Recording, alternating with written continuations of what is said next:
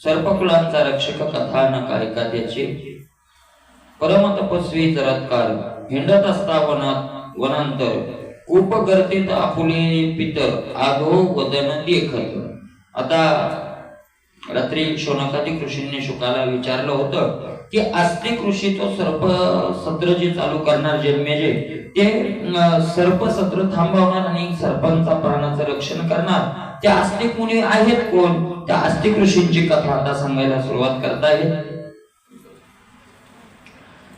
परम तपस्वी जरत्कार नावाचे ऋषी अत्यंत तपस्वी वनात हिंडत असताना त्यांनी एका विहिरीमध्ये, खोल विहिरीत आपले पूर्वज पडलेले पाहिले आणि आधोवतन वदन देखत, खाली तोंड करून ते पडलेले होते. त्याशी पुछे तुम्ही कोण? तवते करते जाहले रुदन म्हणे आम्ही तुझे पितृगण वंश खंडन केले तो. आणि त्यांनी विचारलं तुम्ही कोण आहात? त्यांनी सांगितलं तुमचे वंशज आहेत तुझे आम्ही, तो आमच्या वंशाचं खंडन केलं. तू स्त्री करून आधी करे वंश वल्लीची वृद्धी, त्याने आम्हा ब्रह्मपतीन ठाव देईल अब्जज. त्यांनी सांगितलं की तू अगोदर विवाह कर आणि पुत्र संतती निर्माण कर, वंशवाढी करता, आणि त्यावेळेला आम्हाला इथून ब्रह्मदेव या ठिकाणाहून आम्हाला काढून घेईल. तर करू म्हणे ते क्षणी माझ्या नावाची मिळेल तरुणी, तरीच गृहस्थाश्रमी वर्तुने वंशवृद्धी करेल मी. जरत कारून सांगितलं हे बघा, मी विवाह करायला तयार आहे, लग्न करेल, पण मला माझ्या नाव असलेलीच पत्नी भेटायला पाहिजे. शहाटी आता घालून चालत नाही. माझ्या नाव असलेली मला भेटली तर मी करेल. आता काय बामणाकून नाही लागत काही या नावावर नाव बदला. करीत पृथ्वी पर्यटन ठाई ठाई बोले गरजून, माझ्या नावाची स्त्री आणून भिक्षे लागे द्या. कोणी नव्हतं निघाला, गावागावात जाऊ लागला. माझ्या नावाची कोण नाव असलेली कोणती मुलगी असली तर, जरत्कार नाव असलेली बघा आणि मला द्या. बघा कोणती मुलगी असली तर. मी वृद्ध, आणि त्याच्या अटी खूपच होत्या. मी वृद्ध शक्ती क्षीण, माझ्याने न देव व्याशन वसन, आज्ञा भंगाचा टाकून जाईन ती लक्षणा. बघा तुम्ही, एक तर माझ्या नावाची पाहिजे. बरं ठीक आहे, नावाची काय हरकत नाही, पण वरून काय सांगायचं? मी वृद्ध, मी कसा आहे? म्हातारा आहे. आणि शक्ती क्षीण, माझ्यात बळ नाही, मी म्हातारा आहे. आणि माझ्याने न देववे आशन वसन, माझ्याकडून त्या मुलीला खायला घालणं होणार नाही, तिला वस्त्र सुद्धा दिल्या जाणार नाही. आणि पुन्हा माझ्या नावाची पाहिजे. आणि एवढंच नाही, बरं आता जाऊ दे, सहनही करील ताप एखादी बिचारी, पण तेवढं दमावली असली तर बाबा खायला नको देऊ, मी तुला खाऊ घालेल, काय अडचण नाही. पण आज्ञा भंगिता टाकून जाईल ती नाक्षणात. तिने जर माझ्या आज्ञेचा भंग केला तर मी तिला टाकून काय होईल? निघून जाईल. ऐशी ऐकता वचन हस्ती देश देशीचे जन, कोणी न देता प्रतिवचन तामशी ब्राह्मण देव कोणी. आता कोण बोलते अशा गुरागीट माणसाला? लोक नुसते हसायचे, जाऊ द्या म्हणायचे, वेळा असेल. स्वर्ग मृत्यू अष्ट लोकपाल, जरात करे शोधिले सकळ, मग गर्ते पाशी येऊन तत्कालन गरजून सांगे पितरादी. मला स्वर्ग मृत्यू पाताळ सगळं तिने लोकात घेतलं, त्याला कुठं पत्नी भेटली नाही. तर ऋषीला आला आपल्या पितराकडे पुन्हा सांगू लागला, तुमचे गाठी पुण्य असेल तरी संकल्प हा होते सफल, कन्यादान कोणी करेल म्हणणं मग होतोचे. आणि मग पितरांना येऊन सांगितलंय बघा, तुमच्याजवळ पुण्य असलं तर मला मुलगी मिळेल माझ्या नाव असलेली, नाही तर तुमचं पुण्य नसेल मला मिळणार नाही, पडून राहा विहिरीत. मग आता काय करता? पातालाच गेला ब्राह्मण हाक फोडी आक्रोश करून, ते नयनद्वारे करीत श्रवणांच्या चक्षुश्रवे सर्वही. अरे तो पाताळ लोकात गेला आणि पाताळ लोकात गेल्यावर मोठमोठ्यानं आवाज देऊ लागला, माझ्या नावाची कोणी मुलगी असेल तर पहा. सगळे साप तेज पुंज असलेले आणि ते काय करू लागले? आपल्या कानाने ऐकू लागले. ते ब्राह्मणाचे वृत्त सकळे वासुकीत सांगती दंत शोक, भविष्य दानोनी अहिनायकन अनुजा आपली जरत्कारी. मला सगळ्या तिथल्या आतल्या ब्राह्मणांनी वासुकीला ही गोष्ट सांगितली. वासुकीच्याही लक्षात आलं, वासुकीनं आपली मुलगी असलेली जरत्कारी तिचं नाव होतं. आणि तेथे आणली शृंगारुनी म्हणे हे माझी कनिष्ठ बहीण होती म्हणे कनिष्ठ माझी भगिनी दुसरी इंद्रा लावण्य खाणे धर्मपत्नी करावं वासुकीनं सांगितलं ही माझी बहीण आहे हिचं नाव जरात्कारीच आहे आणि शृंगार करून आणली हिचा स्वीकार करा तुमची धर्मपत्नी करा जरात्कारो म्हणे तत्वता तुम्हा समर्थाची येता स्वरूप शृंगार पाहताना उर्वशी रंभाताशी त्या सांगतात अरे तुम्ही श्रीमंत आहात ही तुमची श्रीमंताची बहीण आहे का नाही जशी काय महाराजा कधी रंभा अप्सरासारखी दिसते नम्र असावे मृदू वचन बोलून हरावे माझे मन आज्ञा भंगिता जाईन टाकून अनुमान काही न करिता त्यांनी सांगितलं बघ ती तुमच्या श्रीमंताची मुलगी आहे मी गरीब माणूस आहे त्याजवळच काय नाही का नाही ऋषी माणूस आहे मी जंगलात राहणार आहे पण एक सांगतो नम्र असावे मृत्यू वचन तिला सांगून ठेवा बोलायचं तर कशा आवाजात बोलायचं नम्र आवाजात वर आवाज काढून बोलायचं नाही बोलवणे हरावे माझं मन जिंकायचं असेल तर गोड बोलून काय करावं माझ्या मनाला तिला जिंकता येईल माझी जर आज्ञा तिनं सांभाळली नाही तर मी टाकून निघून जाईल बायको इतका तरी धाक पाहिजे की गेलं तर येणार नाही हे जातीची पत्नी शुद्ध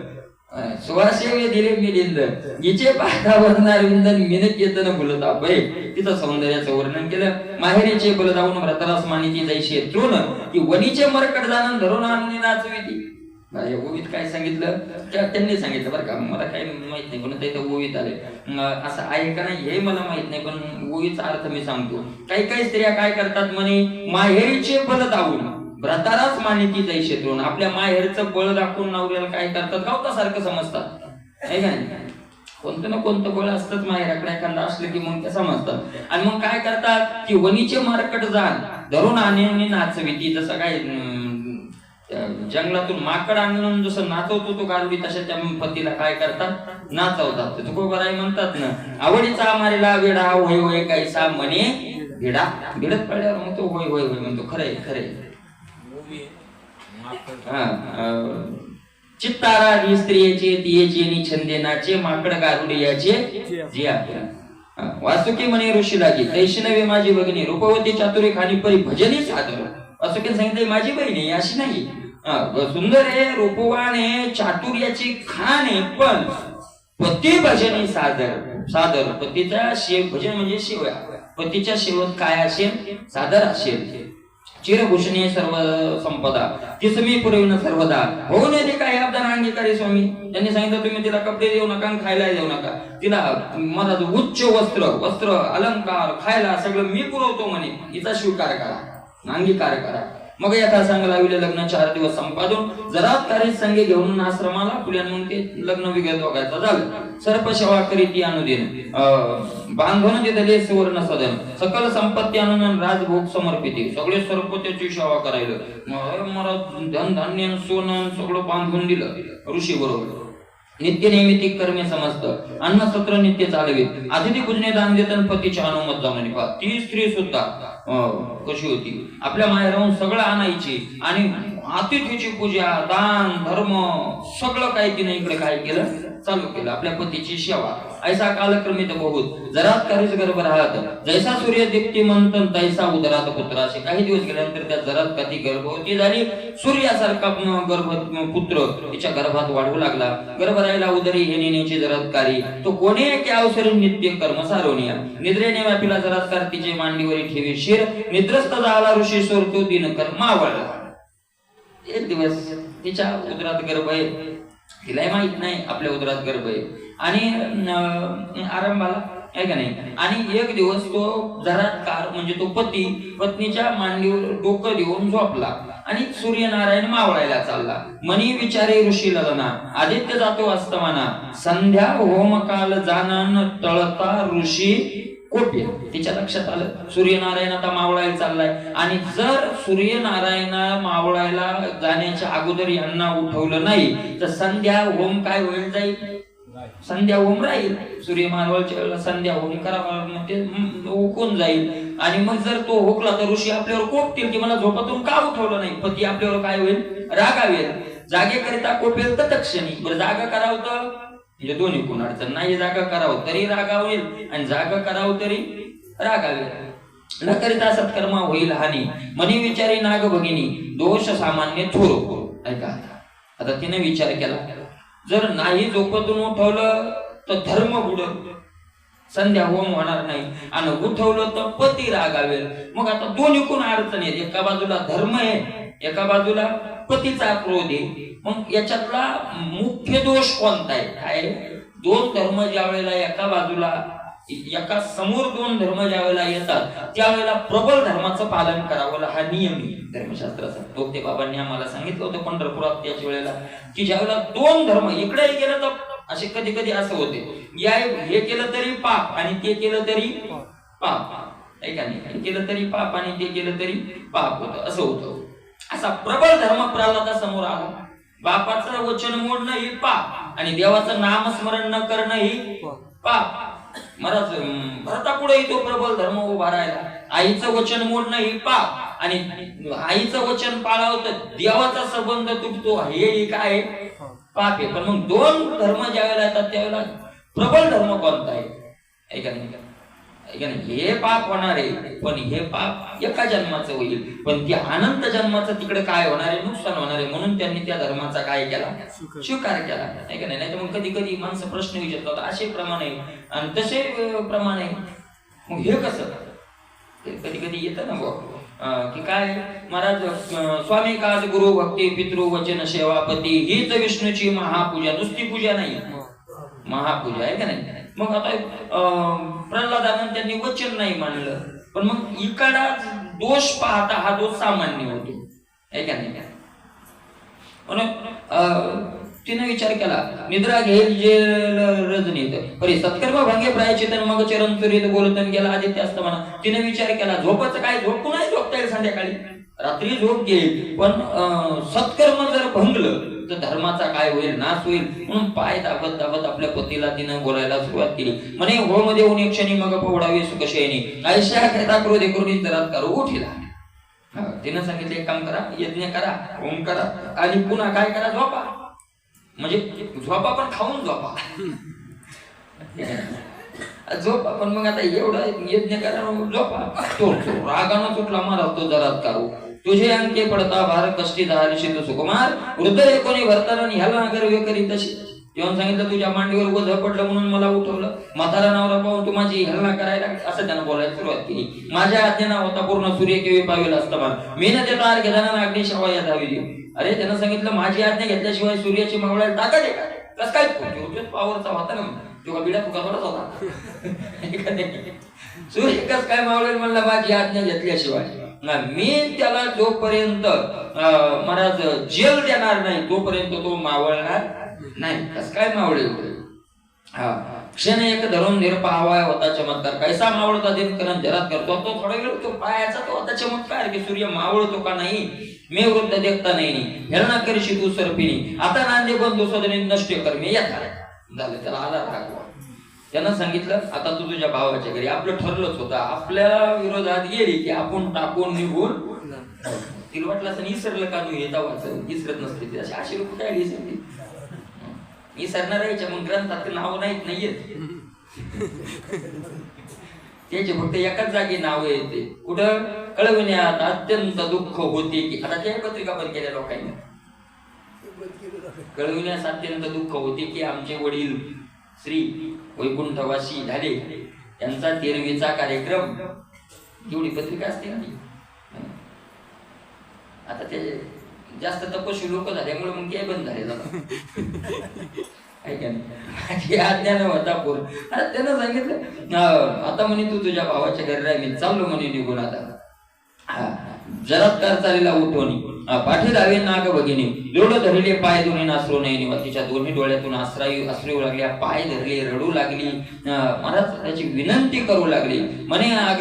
मने आग्रह करेशी पापिनी तरी भस्म करीन शापुनी थरथरा कापे कामिनी भय करून न बोले. सांगितलं बघ आता जास्त आग्रह करशील तर शाप देईल म्हणे, तुला भस्म करून टाकेल. थरथर कापू लागले. काय महाराज ऋषी येतो, सर्व ठाई ठाई दळती भय समोर कोणी नाही येते. भगिनीचे चरण धरतीन शांत विपती आपुला. सगळे सर्प बहिणीचे पाय धरले, तुझ्या पतीला शांत कर शांत कर. आता ती म्हणे माझ्याच्या नाही काय होत नाही, तो शांत होत नाही. सुकुमारते कामिनी अडकळून पडे धरणी पत्नीनं ते पद्मलोचने बाहू भारून हाकत ते निघाले. मला ते मागं धावू लागली, पायात ठेस लागून तोंडावर पडायची, पुन्हा आवाज द्यायची, पण त्यांनी मागं पाहिलं नाही. सांडून आलं ना न जावे की होत पोधना मग वधून याच क्षणा ऋषीवर या जायचे. त्यांनी तिनं सांगितलं जायचं तर आपण मला वध करा मग जा, मला मारून जा, तुमचे सुकुमार चरण मी आपुली केशी झाडीन, एवढा अन्याय क्षमा करून पोटी घाली ऋषीवर. तिनं सांगितलं माझ्या केसानं तुमचे पाय झाडील मी जीवनभर, पण एवढा माझा गुन्हा माफ करा. काही मी कापट्याने बोलिले आज भोळेपणी, सर्वज्ञ विचारून पहा आणि क्षमा करणे अन्याय. तुम्ही सर्वज्ञ आहात बघा ना, तुम्ही काय कळत नाही तुम्हाला, सर्वज्ञ आहात. मी कपटानं बोलले नाही, भोळेपणात मी तुम्हाला बोलून गेले, माफ करा. मागे पाहे जरात करा तो पाठीशी धावे सुकुमारो, हृदय दाटला काही वरून सजल नेत्र जाहले, जवळ येता जरात काही म्हणे तू जाई माघारी, येरो म्हणे ती अवशरीन वयचन आहे का महाराजा.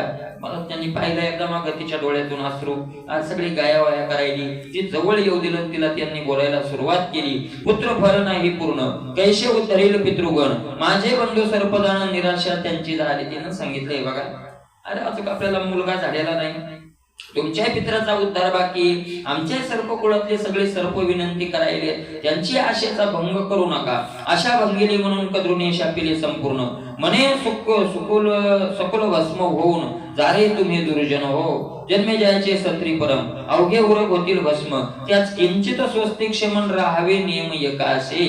ते सांगू लागले की आधीच त्यांच्या आईचा शाप आहे म्हणे की काय होईल तुम्हाला जळावं लागेल, त्याच्यातून वाचवण्याकरता तुम्ही थांबा. माझे जठर सत्पात्री दान स्वामी तू करशील वीर्यदान, तो पुत्र होईल निर्माण सर्पकुळी रक्षील. अरे तुमच्या पासून मला जो पुत्र उत्पत्ती होणारे, मुलगा होणारे, तो सर्पकुळाचं काय करणारे, रक्षण करणारे, याच्याकरता तर थांबा. ऐसे बोलता जरात्कारी ऋषी म्हणे तू अवधारी, तुझे गर्भ सुप्तिके माधरी मुक्ता फल पुत्र आहे. ऋषीने सांगितलं काही चिंता करू नको, तुझ्या गर्भाशयात मुलगा वाढत आहे, नास्तिक नाही आस्तिक पुत्र होईल जायचा अर्क, जेवी वशिष्ठ वामदेव सुकन चौथा अधिक जायचा. नास्तिक मुलगा होणार नाही, तर कसा होईल आस्तिक, आस्तिक म्हणून त्याचं नाव आस्तिक. आस्तिक मुलगा होईल म्हणले, जसा सूर्य दुसरा असा तो मुलगा होईल, काही चिंता करू नको. किंवा वशिष्ठ, वामदेव आणि शुक 3 आणि चौथा हा आस्तिक राहील. एवढा काय राहील तो बलशाली राहील. ऐशे जरात्कारू बोलला, तत्काल तिथे गुप्त झाला. विकल पडली नागबाळांपती योग्य करून जरात्कार निघून गेले.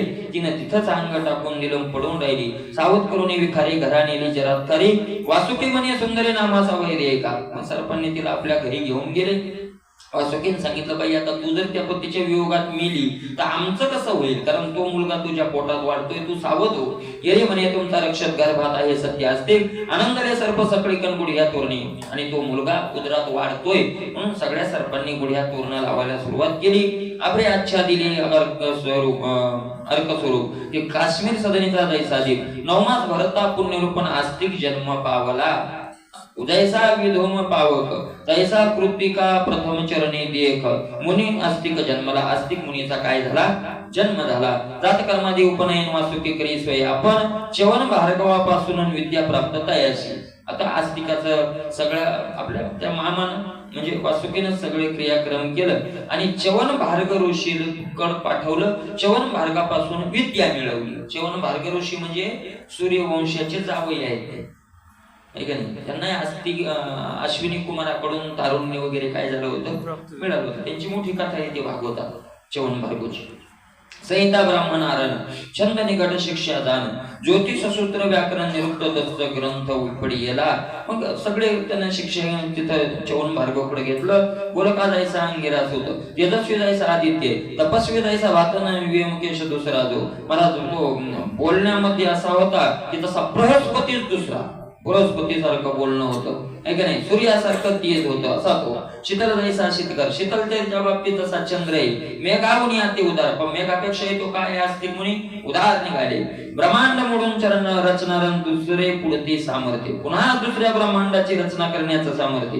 पुढे अनुसंधान पायी हस्तिनापुरी ऋषी सर्वही मिळाले. जन्मजन्याचे गृहीन सर्पसत्र आरंभिले. सिंहावलोकने करून पहा मागील अनुसंधान, जे पंडित भक्त विचक्षण निर्मत सर मन ज्याचे, आदि पर्व सुधारस सज्जन श्रुते, त्रिदंश पान करो तती सुरस ब्रह्मानंदे करुणी ब्रह्मानंद महाराज पिता सावित्री नामे माझी माता वंदुनी ते उभयता परमाल्लाद पावलो या उभयतेचे नाम सार श्रीधर जपे हा मंत्र श्री पांडुरंग रुक्मिणीवर तिने करून तोषला श्रीधर नामा पुढे अभंगी तिने घातली त्याचे चरित्र वहिले तिनेची कथिली ती ऐका सुरस पांडव प्रताप ग्रंथ आदि पूर्व व्यास भारत त्यातील सारांशार्थ द्वितीय अध्याय कथेला स्वस्ति श्री पांडव प्रताप ग्रंथ आदि पर्वटिका श्रीधर कृत परीक्षिते निधन 17 रंभाभूत आस्तिक जन्म कथन केले पुंडलिक विठ्ठल श्री ज्ञानदेव तुकाराम माऊली ज्ञानेश्वर महाराज श्री गणेश